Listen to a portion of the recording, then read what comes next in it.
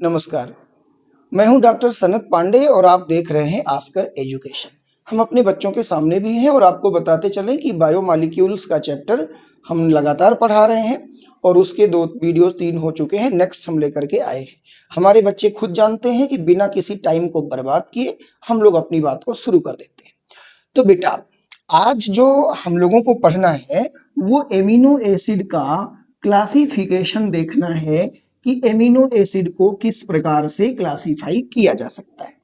हम आपको बताते चलें एमिनो एसिड के क्लासिफिकेशन को 2 पार्ट में कर सकते हैं।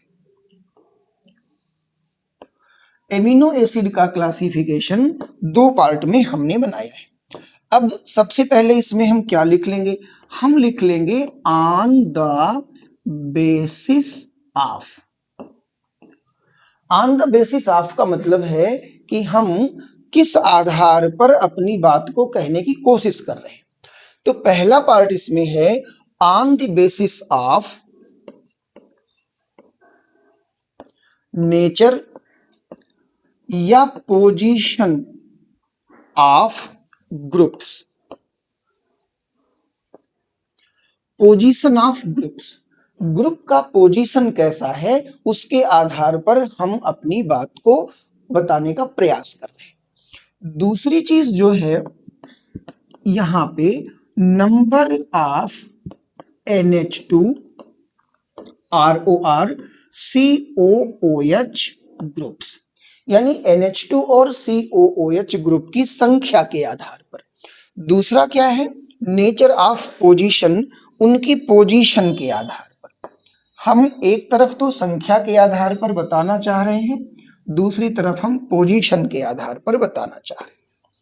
अपनी बात को आगे बढ़ाएंगे। अब बेटा, अगर हम सिंगल बात करें कि नेचर ऑफ पोजीशन, उनकी पोजीशन के आधार पर हम इसको कितने भाग में बांट सकते हैं, तो आइए देखते हैं। कम से कम इसका 3 पार्ट किया जा सकता है। पहला अल्फा एमिनो एसिड, दूसरा जो पार्ट इसका है वो बीटा एमिनो एसिड, और जो तीसरा पार्ट है वो gamma and higher amino acid. Gamma and higher amino acid हम आप सबको बताते चलें। अल्फा, बीटा या गामा ये होता है NH2 का पोजीशन कैसा है। जैसे RCH2COOH, ये मेरी एक जनरल सी कार्बोक्सिलिक एसिड है। इसमें से एक हाइड्रोजन को कम करके अगर हम NH2 दे देते हैं तो ये अल्फा एमिनो एसिड हो जाएगा, क्योंकि इसमें NH2 ग्रुप जो लगा हुआ है वो इसके बगल ये अल्फा कार्बन से लगा हुआ है। ठीक इसी प्रकार अगर ये RCH2CH2COOH ये है, एक नॉर्मल सी कार्बोक्सिलिक एसिड ये है, अगर बेटा इसके बगल का कार्बन अल्फा है, इसके बगल का कार्बन बीटा है, तो बीटा पोजीशन पर एक बैलेंसी कम करके अगर यहां पर NH2 दे दिया गया है, अब ये बीटा एमिनो एसिड है। ठीक इसी प्रकार हम R कर दें, CH2 का होल N कर दें, फिर यहां पे CH2 कर दें, COOH कर दें, तो इस N में से कहीं भी अगर NH2 लग जाता है तो वो गामा या हायर एमिनो एसिड को वो बता देता है। अब अगली बात हम करेंगे नंबर ऑफ NH2 या COOH ग्रुप के आधार। बेटा सही मायने में तो हम इसके 3 पार्ट कर लेते हैं। सही मायने में हम इसके 3 पार्ट कर लेते हैं। कौन कौन से तीनों पार्ट हैं भाई? सबसे पहले अगर हम बात करें तो ये आपका एसिडिक एमिनो एसिड, फिर ये हमारा हो गया बेसिक एमिनो एसिड, और फिर तीसरा हो जाएगा न्यूट्रल एमिनो एसिड। बच्चों हम आप सबको बताएं, इनकी संख्या के आधार पर अगर एक एमिनो ग्रुप है तो basic amino acid, acidic function ज्यादा है तो एसिडिक एमिनो एसिड, और अगर बेसिक फंक्शन ज्यादा है तो बेसिक एमिनो एसिड। जैसे जैसे की बात करें हम आपसे RCH2 CH COOH और COOH, ये आपका NH2 ग्रुप लगा हुआ है। हम लोगों ने देखा, हम लोग समझ रहे हैं कि इसमें 2 कार्बोक्सिलिक एसिड है। अरे भाई, नाम ही उसका कार्बोक्सिलिक एसिड है। किसी भी R ग्रुप को जब हम ये वाला देखते हैं RCH2COOH, अब हम इसको कार्बोक्सिलिक एसिड कहते हैं। तो अब कार्बोक्सिलिक एसिड में जितना ज्यादा COOH होगा उतना ही ज्यादा वो क्या हो जाएगा, एसिडिक हो जाएगा। 2 हो जाए, 3 हो जाए, 4 COH हो जाए तो वो एसिडिक कार्बोक्सिलिक एसिड हो जाएगा। ठीक इसी प्रकार अगर ये हमारा R हो गया, C है, ये NH2 हो जाए, ये NH2 हो जाए और ये COOH हो जाए, आप खुद महसूस कर सकते हैं कि यहाँ पे 2 NH2 ग्रुप हो गया। अब ये एमिनो एसिड हमारी कैसी हो गई, बेसिक हो गई। और तो और बेटा, एक NH2 हो, एक COH हो तो ये न्यूट्रल हो जाएगा, यानी ये R हो गया, ये CH, ये NH2 और ये क्या हो गया, COH हो गया। तो कुल मिला के ये COOH और NH2 एक एक है तो न्यूट्रल हो गया। अगर NH2 की संख्या ज्यादा है तो बेसिक हो गया, अगर COOH की संख्या ज्यादा है तो एसिडिक हो गया। ठीक है, फटाफट अपडेट करिए। अपनी बात को आगे बढ़ाते हुए हम लोगों को अब ये सीखना है कि किसी प्रोटीन का स्ट्रक्चर एमिनो एसिड के द्वारा कैसे बनाया जा सकता है। हम ये जानते हैं कि जो सबसे छोटी इकाई है प्रोटीन की वो एमिनो एसिड मानी जाती है। बेटा, प्रोटीन के स्ट्रक्चर को समझने के लिए कई प्रकार के स्ट्रक्चर वैज्ञानिकों ने दिए हैं, जिसमें से आपका 1 डिग्री स्ट्रक्चर, 1 डिग्री स्ट्रक्चर को प्राइमरी स्ट्रक्चर बोला जाता है। 2 डिग्री स्ट्रक्चर, 2 डिग्री स्ट्रक्चर को सेकेंडरी स्ट्रक्चर बोलते हैं। 3 डिग्री स्ट्रक्चर, 3 डिग्री स्ट्रक्चर को टर्शियरी या तृतीयक बोलते हैं। और 4 डिग्री स्ट्रक्चर को क्वार्टरनरी स्ट्रक्चर भी कहा जाता है। हम हिंदी में बात करेंगे तो प्राथमिक संरचना, द्वितीयक संरचना, तृतीयक संरचना और चतुस्क संरचना। बाकी कोड वर्ड में हम लोग इसको 1 डिग्री, 2 डिग्री, 3 डिग्री, 4 डिग्री भी कहते हैं। 1 डिग्री को प्राइमरी, 2 डिग्री को सेकेंडरी, 3 डिग्री को टर्शरी, 4 डिग्री को क्वार्टरनरी स्ट्रक्चर कहा जाता है। इसमें से सबसे पहले हम आपको ये बताने की कोशिश करेंगे कि आखिर ये 1 डिग्री स्ट्रक्चर कैसे होता है। तो सबसे छोटी इकाई किसी प्रोटीन की, जो सबसे छोटी इकाई है वो एमिनो एसिड है। तो बेटा, हम सबसे पहले एक एमिनो एसिड की बात हमने कर लिया, R, ये CH2 होना चाहिए था, COOH। मैं बार बार कहता हूं अभी ये कार्बोक्सिलिक एसिड है। अब उस कार्बोक्सिलिक एसिड में एक H हम कम करेंगे, यानी एक H हमने कम कर दिया, उसकी जगह पे क्या ले आए, NH2 ग्रुप ले आए। बेटा, अब ये हमारा क्या है, ये एमिनो एसिड है। किसी एमिनो एसिड को दूसरे एमिनो एसिड से क्रिया कराएं, RCH NH2 और ये हो जाए COOH। बात को समझने का प्रयास करेंगे। आपको कम समझ में अगर आए तो अपनी इस R को आप नीचे लिख लीजिए, इस R को नीचे लिख सकते हैं, और इस NH2 को बेहतर समझने के लिए हम यहां से लिख सकते हैं। बिल्कुल इत्मीनान से, बिल्कुल ध्यान से समझना है। हमको क्या करना है, इन दोनों में से एक वाटर मॉलिक्यूल निकाल देना है। एक वाटर मॉलिक्यूल जब हम निकाल देंगे, स्थिति क्या होगी बेटा, RCH NH2।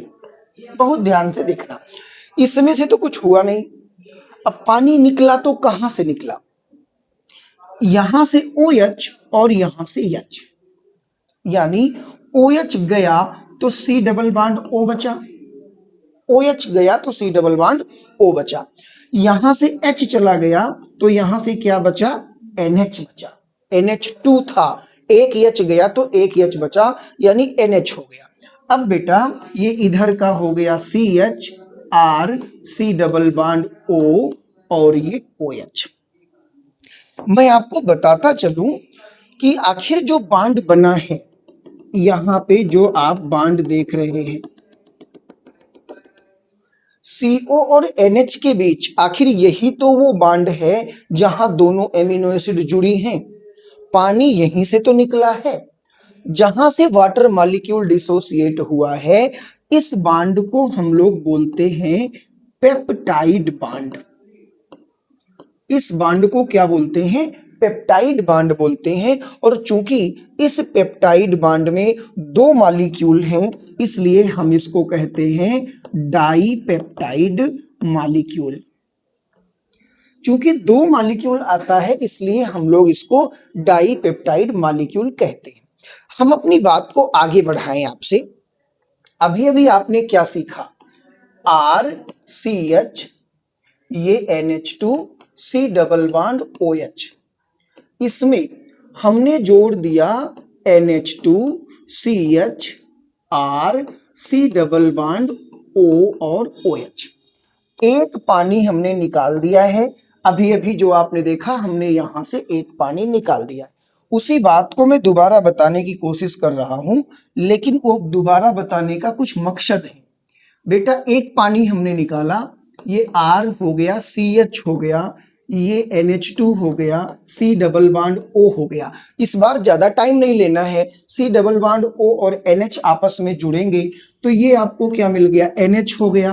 फिर ये आ गया CH, ये R C double bond O, ठीक है, ये आपका डबल बॉन्ड O हो गया। और उसके बाद हम यहां से डायरेक्ट कर देते हैं OH। अगर हम सही मायने में देखें तो ये वाला मेरा पेप्टाइड है जिसको हम कह चुके हैं, और ये मॉलिक्यूल हमारा क्या हो गया, ये डाइपेप्टाइड मॉलिक्यूल हो गया। उम्मीद करता हूं यहां तक समझ में सबके आया होगा। अब यहां से जो आगे की बात है, दोबारा लिखने का क्या कारण था, दोबारा लिखने का ये कारण था कि दो एमिनो एसिड को हम इकट्ठा किए तो ये डाइपेप्टाइड बन गया। मैं सच बताऊं आपको, ऑन कैमरा कह रहा हूं, मैं विद्यार्थी मैथ का हूं, मैं गणित पढ़ा हूं, लेकिन ये चीज बायोलॉजी की है। हम अच्छा पढ़ाने की प्रयास करते हैं, आपको समझना चाहिए। एक बार फिर एक मॉलिक्यूल यहाँ RCH NH2, ये COOH हमने एक और लगा दिया बेटा। दो मॉलिक्यूल थे, एक और लगा दिया, और जब एक और लगाया तो सोचो क्या बनेगा, RCH NH2, इसमें कुछ हुआ नहीं। ये C डबल बॉन्ड ONH है, इसमें कुछ हुआ नहीं। ये CHR C double bond O है। बहुत ध्यान से समझना, जब वाटर मॉलिक्यूल इलिमिनेट होगा तो वो क्या करेगा, वो OH यहां से ले लेगा और एक H यहां से ले लेगा, क्योंकि वो वाला तो पीछे से आके जुड़ेगा ना, वो मॉलिक्यूल भी पीछे से आके जुड़ेगा, तो वो पानी निकालेगा। पानी निकालेगा कहां से, ये OH यहां से निकलेगा, एक H यहां से निकलेगा। अब आप सोचो कैसे जुड़ेगा, जरा देखिए। OH जा चुका है, NH जा चुका है, H जा चुका है, NH बचा, तो ये हो गया NH, NH के साथ बचा CH, ये R हो गया, और ये COOH हो गया। कुल मिला के मैं इतना कहना चाहता हूं कि जब हम लोगों ने देखा था एक मॉलिक्यूल यहां से यहां तक था, दूसरा मॉलिक्यूल यहां से यहां तक था, तो अब मेरे पास एक बॉन्ड यहां बन गया, एक बॉन्ड यहां बन गया, तो ये एक मॉलिक्यूल, दो मॉलिक्यूल, तीन मॉलिक्यूल हो गए। तो अब हम इसको क्या कह सकते हैं, ट्राइपेप्टाइड मॉलिक्यूल। और यकीन मानिए दो मॉलिक्यूल इकट्ठा हुए तो डाइपेप्टाइड मॉलिक्यूल हो गया, तीन आए तो ट्राइपेप्टाइड हो गया। आप सोच लीजिए अगर ऐसे यन आ जाए, यन मीन्स हजारों मॉलिक्यूल आ जाए, तो लास्ट स्टेप इसका एक बच रहा है, कंप्लीट ही कर देता हूं। ये जिस तरह से हमने जोड़ा ना बेटा, ऐसे यन मॉलिक्यूल हम ले लें, RCH, ये NH2 और ये COOH, यानी हजारों मॉलिक्यूल ले लें, एक के बाद एक, एक के बाद एक, एक के बाद एक, हम हजारों मॉलिक्यूल लेते रहें तो जो भी नेक्स्ट मॉलिक्यूल आएगा वो इसके पीछे जुड़ेगा कि नहीं, जुड़ेगा ही। तो जब वो इसके पीछे जुड़ता जाएगा तो हमको क्या मिल जाएगा, हमको पॉलीपेप्टाइड चेन मिल जाएगी, पॉलीपेप्टाइड चेन मिल जाएगी। खुद समझ सकते हैं, डाइपेप्टाइड के बाद ट्राइपेप्टाइड, एक और ले लेंगे टेट्रापेप्टाइड, एक और ले लेंगे पेंटापेप्टाइड। तो जो पॉलीपेप्टाइड चेन है ना, उसी पॉलीपेप्टाइड चेन को ही हम लोग क्या बोलते हैं, प्रोटीन बोलते हैं। इसी पॉलीपेप्टाइड चेन को जो आपने लिया है, इसी चेन को हम क्या कहते हैं, प्रोटीन्स कहते हैं। तो ये था प्रोटीन का निर्माण।